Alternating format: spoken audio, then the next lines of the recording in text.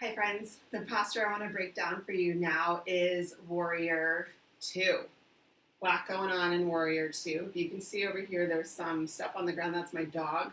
It may move or it may stay there. He may move, he may stay. Warrior 2, I'll show you your traditional standing Warrior 2, and then I'll show you a modification or how you can do it on your chair. So Warrior 2 is the posture that looks something like this, roughly, depending on how your body is. Yeah, every body is different, so not every Warrior 2 is going to look the same.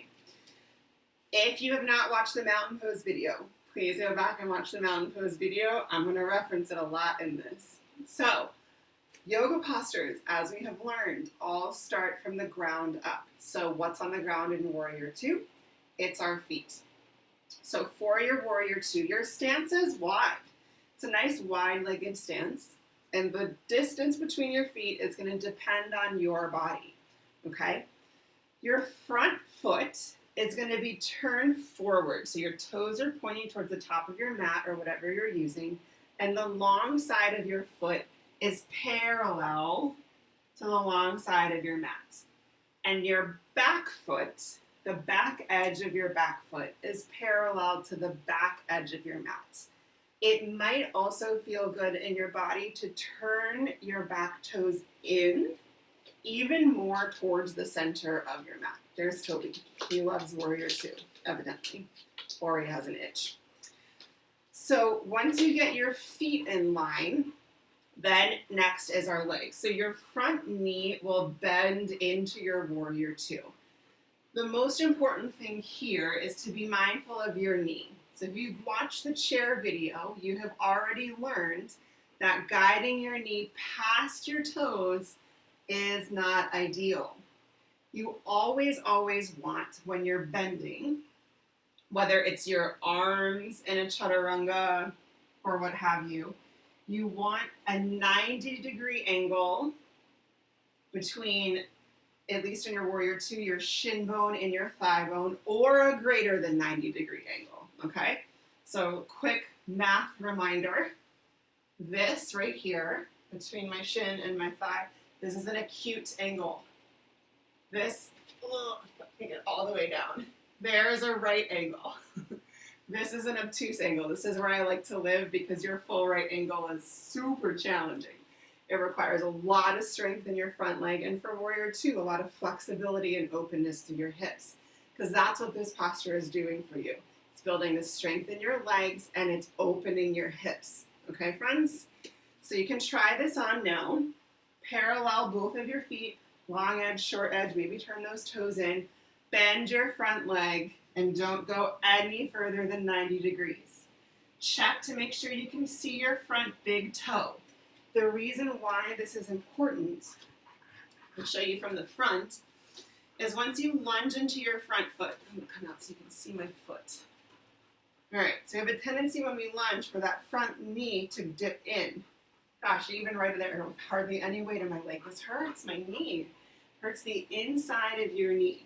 So you want to use your outer thigh muscles and your outer butt to push your knee towards your baby toe.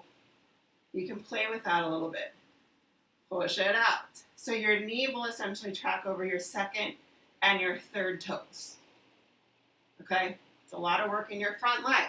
So we'll come back again. Wide stance, parallel your feet. Long edge, short edge, or even turned in. Bend into your front leg.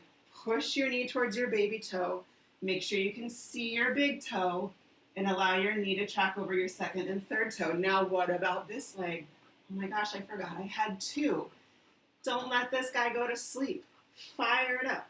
Push down into the back edge of your back foot and lift your kneecap up your thigh. So now both of our legs are working a lot. Okay, friends. You may have heard in various classes that you've taken that, find your hip bones. In your Warrior 2, I'm going to switch legs so my left leg gets a little extra work too. That you want your hips open to the long side of your mat. And that's not really true. Because okay, I'm going to have to turn around to show you this. Place your hands on your hip bones. Now open your hips to the side. Now look at your front knee. I'll show you from the side. So if I'm in my lunge like this, and I open my hips, look, my knee is going to come into that inside position that we don't like very much. Okay, that's just the way my body is built. I don't have the ability to do that rotation in my hips, and pretty much nobody does. Okay, so your hip bones will actually be just a little bit up and forward, at a tiny little angle forward. Now, over time, your hips may be able to open more towards the side, but be mindful that it's towards the long edge of your mat, not to the long edge of your mat, okay? And this turn of your back foot in is going to help the alignment how your leg bone sits up into your hip bone, okay? Warrior two legs. What about our upper body? Friends, it's mountain pose. It's mountain pose from your tailbone up to your head with a bonus of an arm extension and a gaze over your front middle finger. There is a tendency here to live in the world that we live in, and our shoulders are lifted up to our ears, so bring them back and down. There's also a tendency just to sort of like not care or forget about your back arm. Really reach, hug your muscles into your bones. The gaze will be over your front middle finger.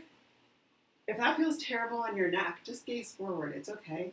It's fine. And another common thing, I'm going to switch sides again, is that we get our legs right, we get our torso right, we get our arms right, we get our gaze right, and we're super stoked about our warrior two, right? In your warrior two, you want to be chilled and centered with your shoulders stacked over your hips, and everything else reaches out. A nice, strong warrior posture. So to review the standing warrior two, feet, super important. Parallel. This back foot likes to turn out a lot. You'll notice it now. Push your knee out over your baby toe. Don't go past your 90 degrees. Fire up the muscles in both of your legs. Find your mountain pose in your torso. The extension through your arms, a release in your shoulders, and a strong gaze over your front middle finger. Okay, I'll show you how to turn or do your warrior two on your chair. So if you don't practice with a chair ever, you can just stop this video. If you're using your chair, which I actually find quite delightful. So if you're still watching and you've never used a chair, try it on. I find I got a really nice hip opener here. So you're going to sit in your chair like you would normally sit in a chair, and we're going to replicate the legs. So it's going to feel weird because who sits in a chair like this? Turn one leg out and find your foot parallel, right, to the long edge of the mat or whatever it is. It's your guide here.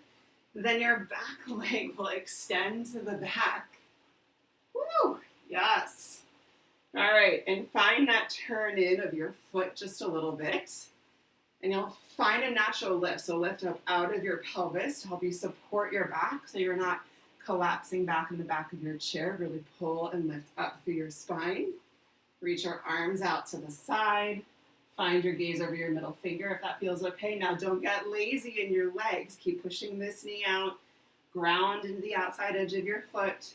And here's your warrior two. Amazing.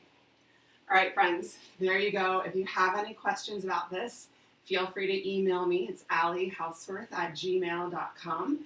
ALLI, house, just like it sounds, worth, just like it sounds, @gmail.com. Thanks.